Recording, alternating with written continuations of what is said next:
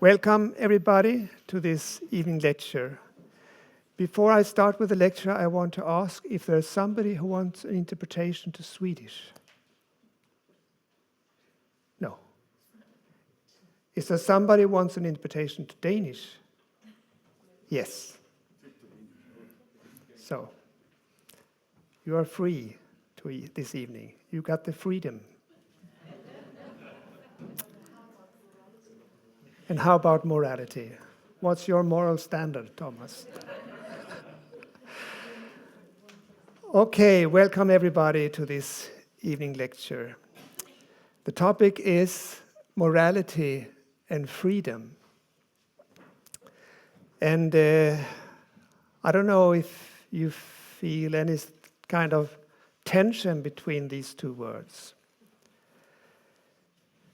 I guess many of us in at least past lifetimes, and maybe some of you in this lifetime, have experienced preaching about morality that has been kind of like this. Is there somebody has this experience? And I'm sure that we have it in past lifetimes. And who knows, maybe I've been the priest that have been standing there and the people felt very sinful and went out crying, praying to God to come to heaven instead of hell. So just some images about our past lifetimes, and as we say, some people also in this lifetime. There's been this tension around the word morality. When it comes to freedom, I think for us all, that's a very positive word, isn't it? We all want freedom.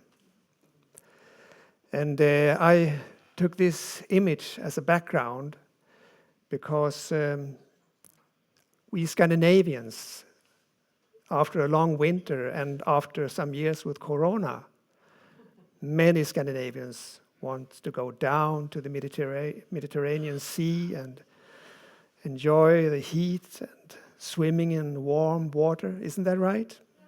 And then you feel that is freedom to just sit on the plane and go down. But it's also a complicated word, this freedom, because there are some rules for freedom also that is in connection with morality. How do we use our freedom? Is it at the expense of others? Then maybe we are tied up and there are some obstacles for our freedom in the future. So that is the topic we are going to study here, this lecture. And the final result of this reflection about these two concepts is that in the very highest level of moral standards, we will experience total freedom. So in one level, these two words are one and the same in a way. Some people are so satiated with talks about morality in the churches and maybe in political systems that they don't want to hear about it. But in fact, if we look at it from a cosmological point of view, morality is present in everything. We learn in this spiritual science that there are living beings everywhere. There are only living beings in this universe. And that means that every little action I take, every little thought I have or feeling I have, it influences other living beings. So how can I live without practicing one type of moral standard? Everything is connected with morality. So it's really the science of the sciences, you could say. Martinus describes this when we ask the question, what is morality? There is one quote that we often come back to when we talk about this topic. Morality is thus the beginning guideline in controlling thought climates in the same way as science is the beginning guideline in controlling physical climates. So in principle, morality is the same with regard to the creation of thought as science is with regard to physical creation. And we know that we have to really be very perfect in our physical science to send a rocket to the moon or to Mars or to create a computer. And now Jonas was up installing something new here for me right before the lecture, and I hope it will function. And I do rely on his knowledge because there's a science behind all these things. And there has been mathematical investigations about the perfection of so much in the physical world. And that is really a joy and blessing for us that we have this possibility to have this physical science to help us in the physical world. But of course, it must be the same thing with the mental climates and the possibility to create a world of peace, a world of neighborly love. It's also totally dependent on science. And that is what spiritual science is about. To give us the knowledge to be more precise and accurate in the effects and knowledgeable about the effects of our thoughts, our feelings, our actions. And to remember that everything I do influences the surroundings, the living beings in microcosmos, in macrocosmos, in mesocosmos. We are totally dependent on each other in everyday life, and we are influencing each other all the time. And how about freedom? Shall we look at some definitions and some reflections about what is freedom?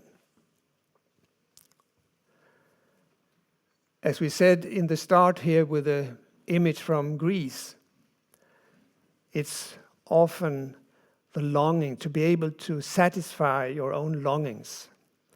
And we have this dilemma that it's a question of how we satisfy our longings. Is it only a joy or blessing for everybody around us, or is it at the expense of others? And here Martinus shows us in his spiritual science that we need to experience this freedom of will, the expression of our will, and also that it will be obstructed, because this is the contrast that makes us aware as an individual, as a creative being, that we can see the difference if I act in harmony with the laws of life or go against the laws of life. And he describes it in this quote. Without the experience of the two contrasts, the freedom of will and the obstruction of the will, no being whatsoever would ever be able to experience being an independent, sovereign individuality. It would have no more consciousness than a wheel in a machine. But the living being has something that a wheel does not have. It has consciousness. And from a cosmic point of view, at its highest stage, sovereign free will. So at the highest stage, from a cosmic perspective, we have totally free will. We are creating our fate. And I guess that's not really how we experience it in everyday life. We have some experience of the obstruction of our will in different situations. And that is quite a natural state to be in, where we are in this evolution, where we have been kind of buried in matter, you could see. In the spiral cycle, we have this journey through all these kingdoms. And there is this process of going into matter through the mineral kingdom, the plant kingdom, and in the animal kingdom. That's an enormous journey when we start to create in the physical matter. And it goes so far that we even mentally believe that we are matter. And here we are in this struggle for life, of self-preservation in the animal kingdom that makes us survive through eating other beings and to kill other beings. We are involved in the killing principle. So there we really are creating blockages for the expression of free will, because everything goes in cycles and comes back to ourselves.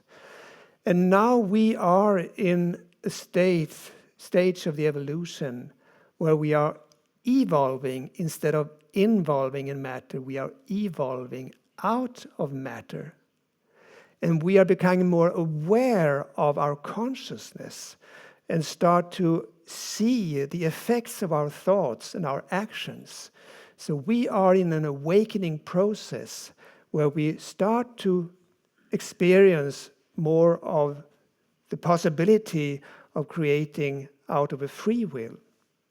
And we have a deep, deep longing for this freedom in different areas of life. But there is one analysis we need when we look at this word picture.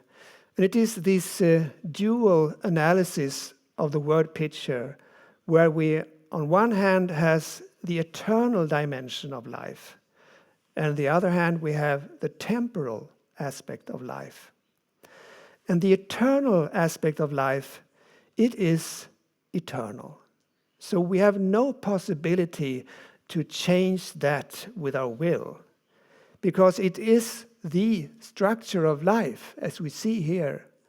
And the spiral cycle is also a part of the eternal structure of life. It is within us, so to say, our eternal structure. So we have these seasons, going into matter and darkness, going up to the light, and be free and be one with God. That's a cycle that we cannot influence with our will. If we could, the cosmos would be totally chaotic. There would be no evolution. There would be no possibility to create consciousness. So the eternal dimension of life, it is not blocking our will. It is a prerequisite. It is a precondition for having a will. If we compare it with the physical world, if there was no gravitation, we would not be able to stand. We would not be able to create a body that is relating to this physical world. So the gravitation is not in conflict with creating. No, it's the prerequisite for being able to creating in this on this planet and in this physical realm. So the eternal aspects is a precondition for us to be able to use our free will. So it's the temporal aspect of life where we can use our will, where we can act and influence the way we experience and create life.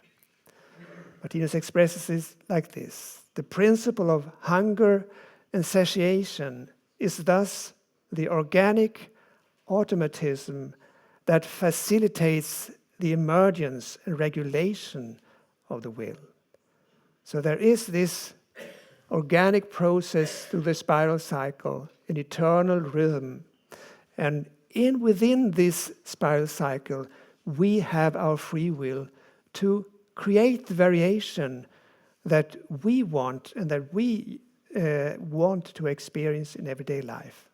So Martinus concludes, the variations in the fate of the being are products of its own activated free will. So the fact that I'm standing here with my body and this shirt and these thoughts and giving this lecture is a result of my free will, this variation. And when I look at you, we are all different. We have our variation of body and expression and feelings and thoughts and our history. And that's a result of the way we have been using our free will, lifetime after lifetime. So how we create our fate, our personality and so on, everything is a result of the use of our free will. So when we are acting into life, we have this flowing of energy out of our system, sending out energy, creating, and everything we send out to the universe, it comes back to ourselves. Martinus says that the law of fate determines precisely that we can have free will only in the extent that we, with our own free will, do not obstruct other beings' normal use of their free will. So that is really the golden rule, you could say. And we have heard about this golden rule in all the religions in many, many lifetimes. We see it around the world. And the same thought that the way you act towards other will influence the way you will self-experience your life.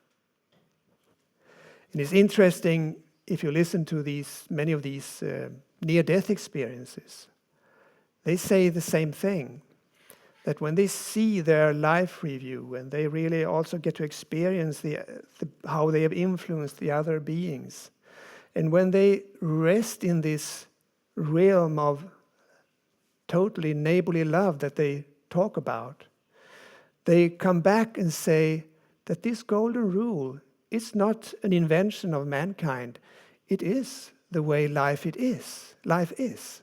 It's not invented. That's the way it is. It's like Newton, he didn't invent gravitation. He saw it through the apple and so on. He was studying life and saw there is gravitation. He could describe it. It was there all the time before he saw it. But it's the same thing with the law of life, with karma. It's just the way it is.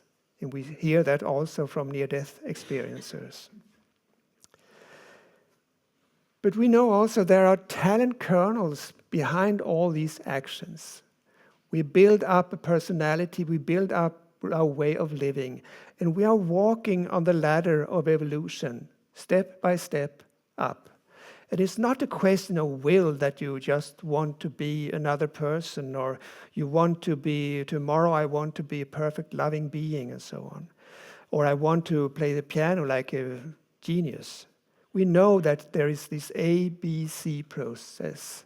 So it is a gradual process to grow through life. What kind of energies do I send out in my dialogue with the universe? And that's also why the morality that we can see in this cosmic worldview, it stresses that intolerance is one of the biggest burdens on the fate of mankind. That we have this way of, like an automatic function from the animal kingdom, that we are so aware of how the other beings should behave. And we have been moralizing in so many lifetimes towards each other.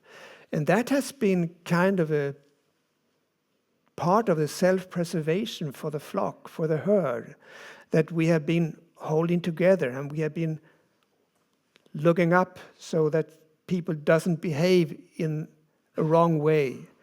And all this moralizing is probably a reason why we are studying this morality that has the purpose to free each other from this tendency of intolerance. All these conflicts where we are so sure that we know what is right and how the other ones should behave. But when we learn about the ladder of evolution, and we learn about the basis for be able to understand, for instance, with your heart, is a result of your own experiences. So if I shout at somebody, I think it's so stupid that they can't do that or understand that.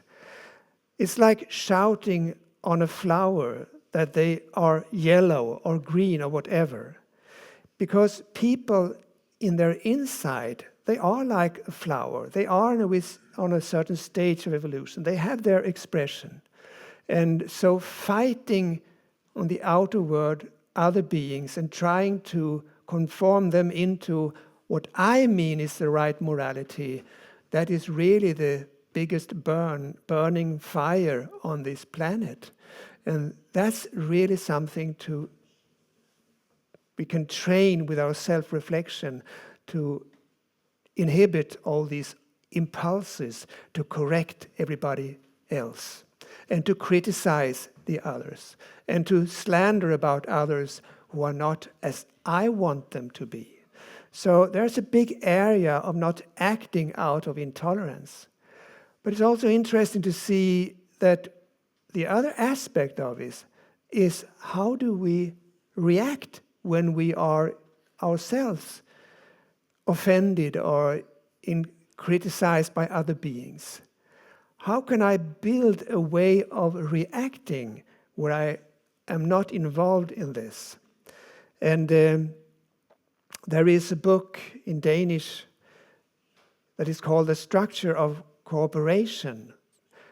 It's a result of a lot of dialogues in the council the last couple of years with Martinus. And he was very eager to note that they should note down and put the tape recorder on and listen about how to cooperate and how to work together in a good way. And he says, this is not a cause where money should be in the focus. We need to have money to create this place, and we need gifts to create it, and we need all these volunteers that are working here. But what we are working with is, in a way, the standard of morality, as he says in this quote. That's what we are working on, living up to a standard of morality. Who can live up to it the most? Who is the best at putting up with an insult? Who is never offended? I think that's a very special way of talking about this. That who is the best at putting up with an insult? So that's a talent to train in everyday life.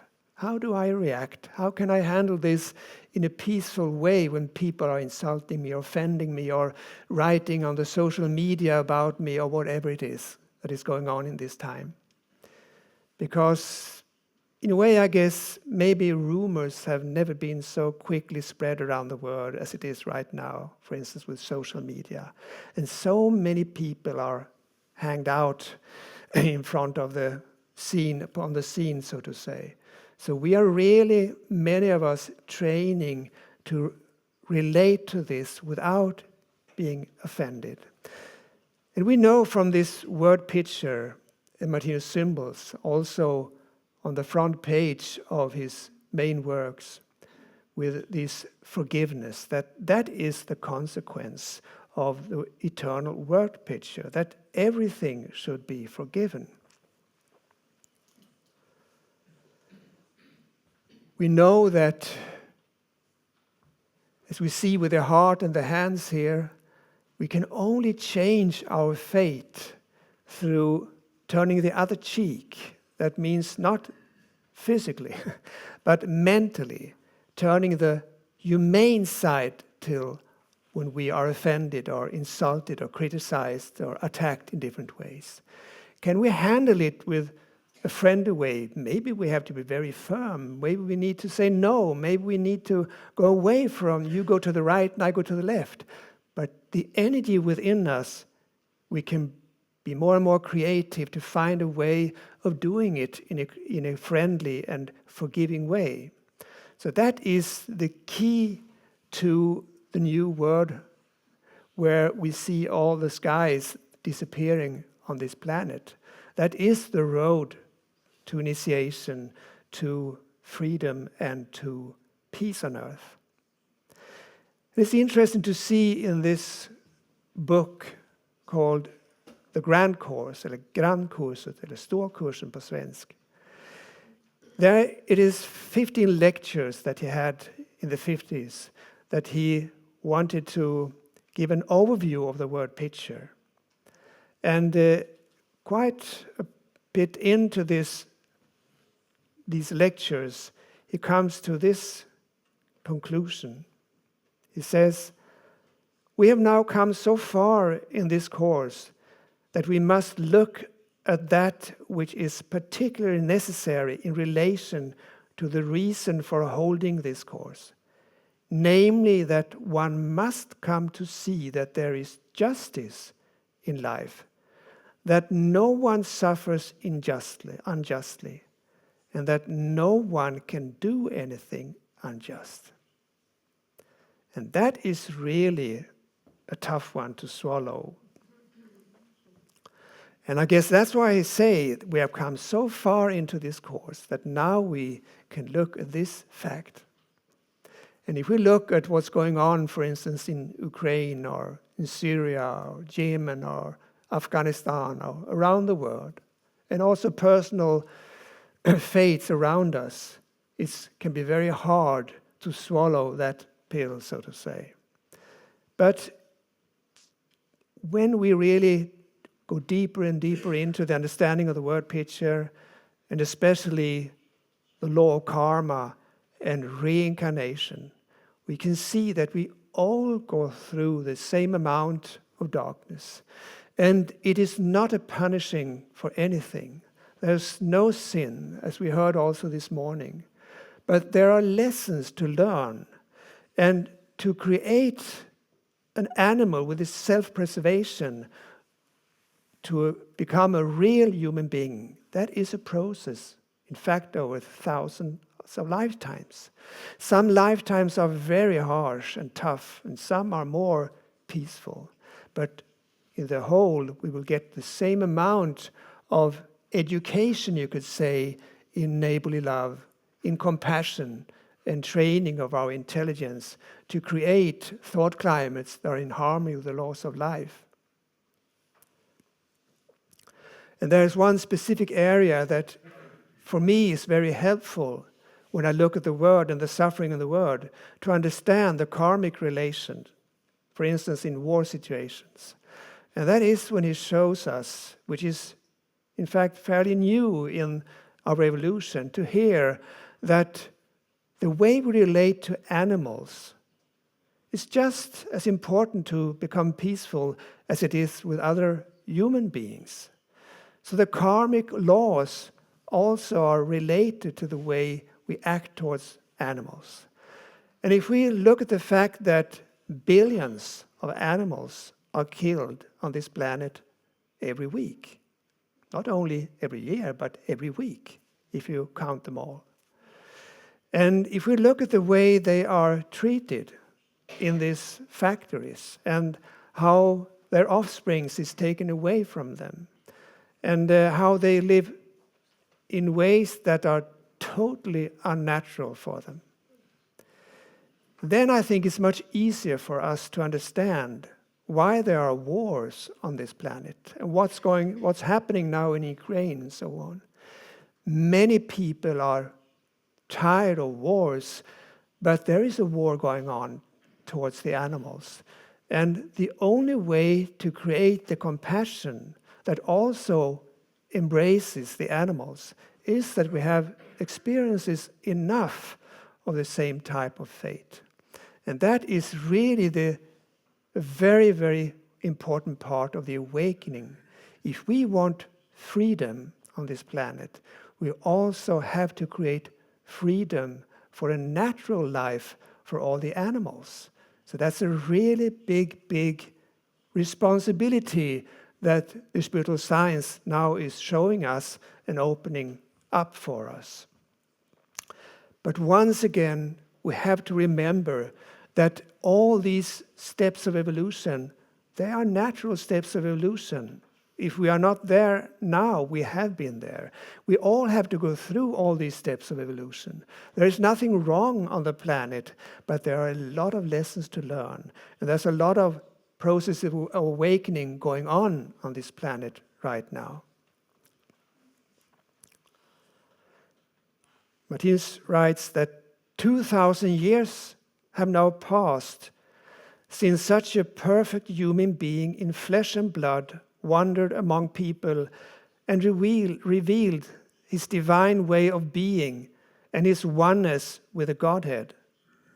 But nevertheless, it is only now that paganism, which means world wars and the Antichrist or materialism, to a particular extent gets on people's nerves, and that here and here one begins to understand that there is something wrong with people's very existence. I think it's so interesting to see this process. We saw Jesus and heard about him for 2,000 years. And we have been keeping on with all these wars and killing. But now it is really getting on our nerves. That's why we also see that a lot of the soldiers coming home from wars, they commit suicide. They can't handle what they have done. They have been acting far below their moral standard. They come in such a psychological conflict, they can't stand living anymore with their PTSD and their bad conscience. So that's really an image to see this step of evolution where we have to start to look at the old habits and see that creating war, real wars, military wars, but also the wars in economics right now that is making so many people coming into very, very bad situation, people starving around the planet, it is getting more and more on people's nerves. We can't handle it anymore. And that is really a stressful situation, but that is also the step towards the transformation. And we are really in a kind of crescendo, you could say, in the evolution, an awakening where more and more people start to see that there's something wrong. We have to change the way we live together on this planet. And there are some structures still immanent within us from the animal kingdom. Martinus is talking about the change, the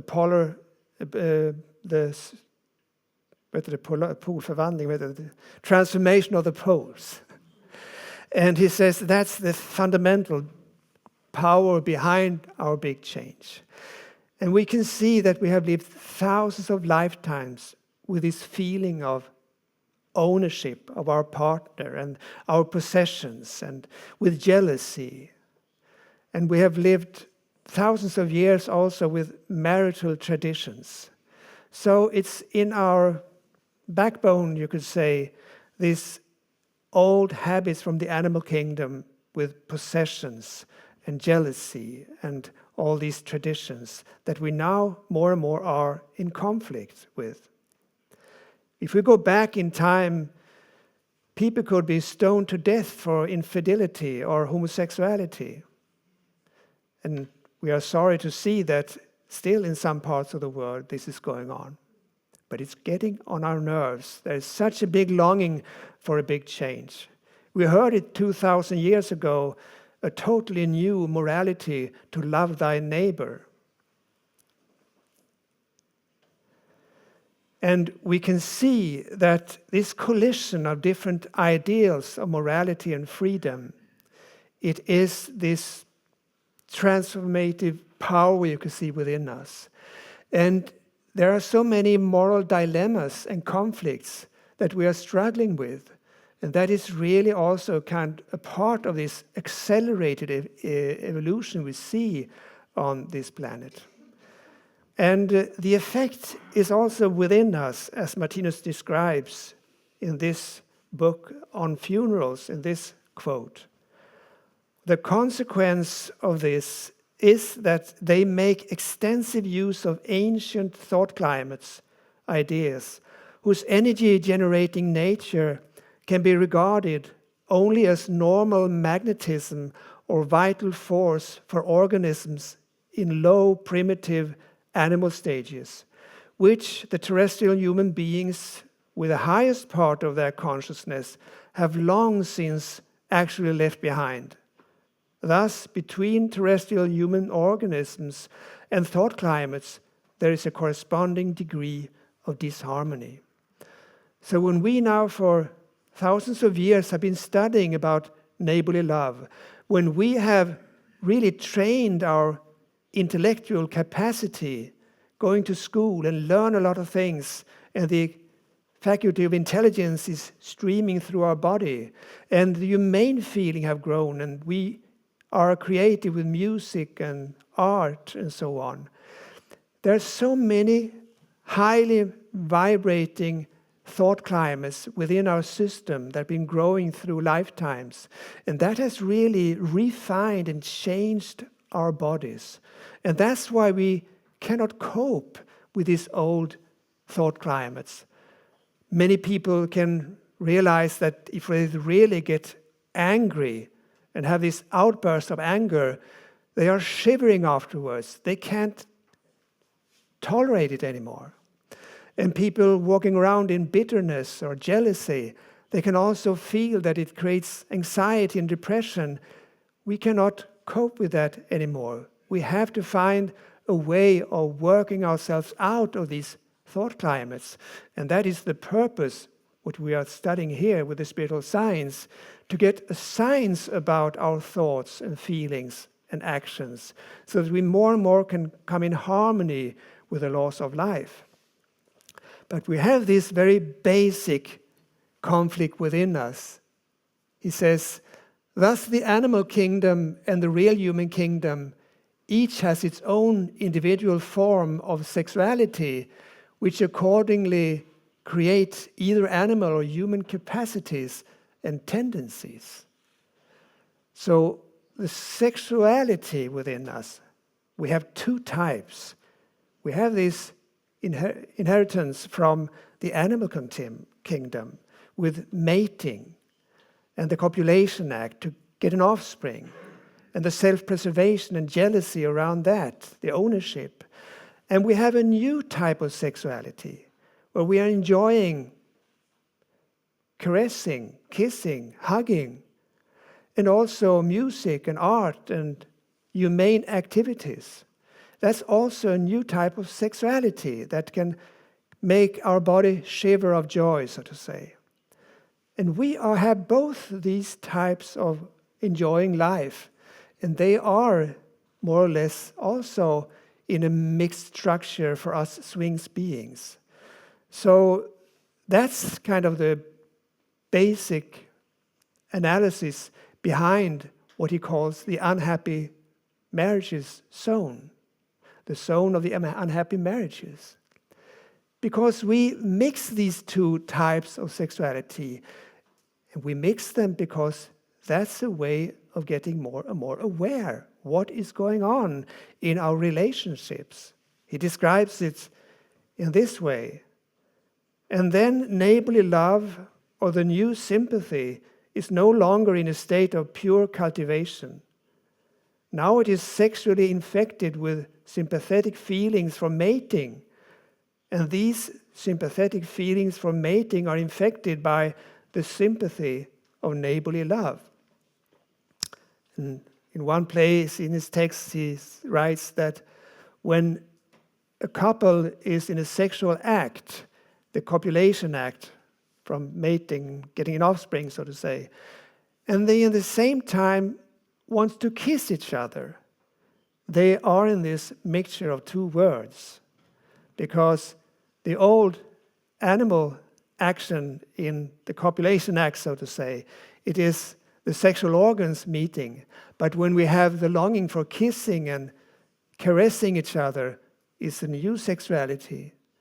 And this makes us so confused in many relationships, Because if we have a good friendship also with the other sex, if we are heterosexual, then it's natural to feel that you want to caress and maybe kiss and hug these friends. But then it very easily can connect with the old structure of sexuality.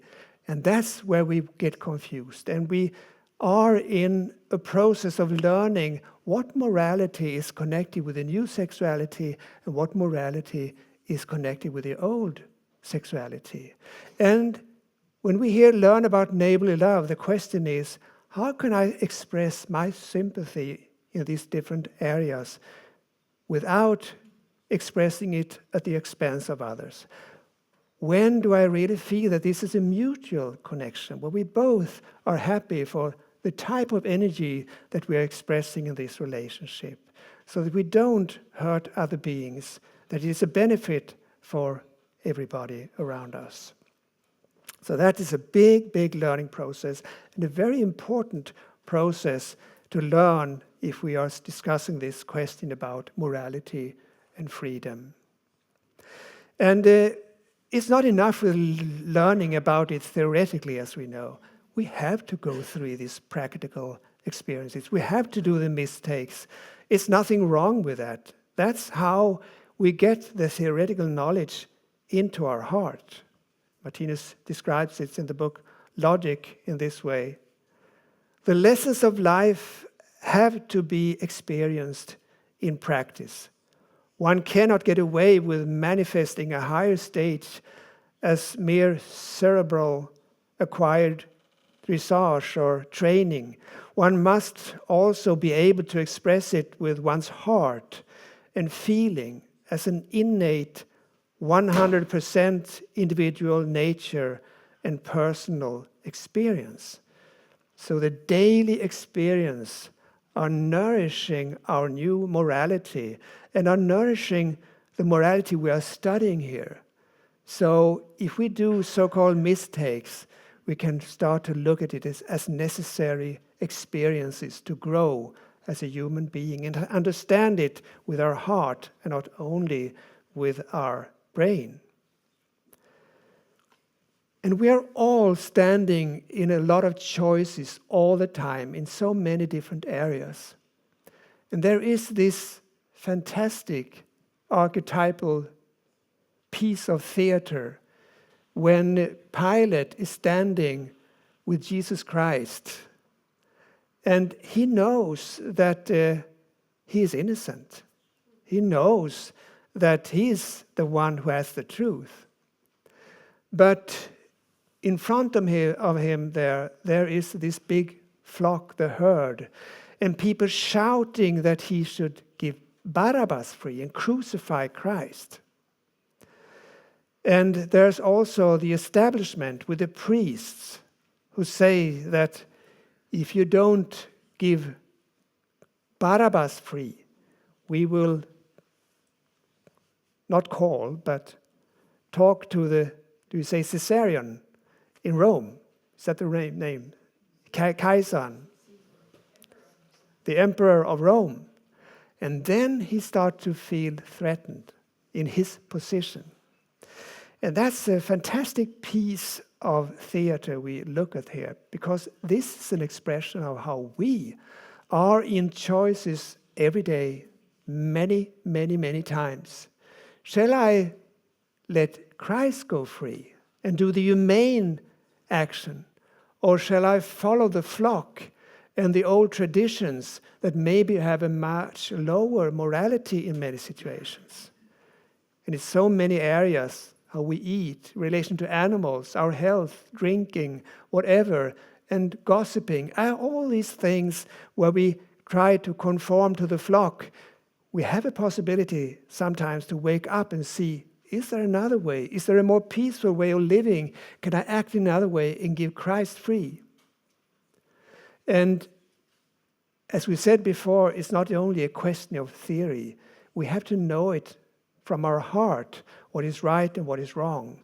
If we are kind of in the middle between all these, have not stabilized our new understanding, we can very easily be influenced by the flock. And it's interesting with this dialogue between Christ and Pilate. Jesus says, "Everyone who is of the truth hears my voice." To be of the truth is to have the experiences, to know by experience emotionally what is right and what is wrong. But Martinus says it's not only knowing by your personal experiences. You have to understand them, to intellectualize them. And that is the purpose of spiritual science. That we, with the spiritual science and this higher morality, can look at our experiences. And when we do that, we strengthen and stabilize our inner pillar of light. The inner voice is easier and easier to hear the more you integrate your experiences with this higher type of knowledge, with this spiritual science. So if we look at this process of the liberation through morality, it's a question of coming in harmony with the laws of life. And we see it as a very, very long journey. We raised up on two legs thousands of years ago, Martinus says. And we have been these things in this conflict so many lifetimes. And we have been learned for different type of moral standards on every step of evolution. And we have been in conflict and have to go on and free from the flock and find a new way to go. And we are now in a state of evolution where we are more and more aware that we have the possibility to make our own choice. And with the strengthening of the spiritual science, we can get nourishment to this inner pillar of light, this growing Christ consciousness within us, so it will be more and more a force within us that makes us strong enough in everyday life to follow this new moral standard. And the conclusion in this process is that the true, normal, free will constitutes every being's will that is completely in contact with God's will. And for many people that sounds like a contradiction. Am I first free when I only do God's will? But if God's will is that we should learn about the laws of life and what is neighborly love, then it is the goal with our whole process.